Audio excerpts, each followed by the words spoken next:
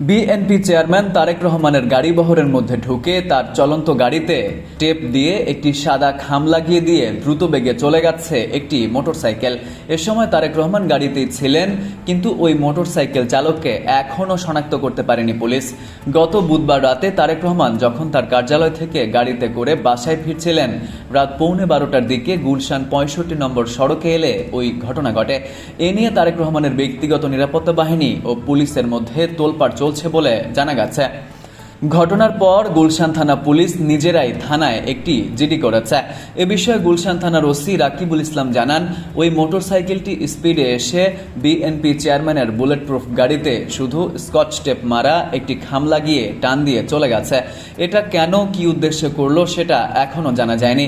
বিষয়টি নিয়ে তদন্ত চলছে। ওসি আরও বলেন, ঘটনাস্থলের সিসিটিভি ক্যামেরার ফুটেজ নিয়ে কাজ চলছে, মোটরসাইকেলটি শনাক্তেও কাজ চলছে।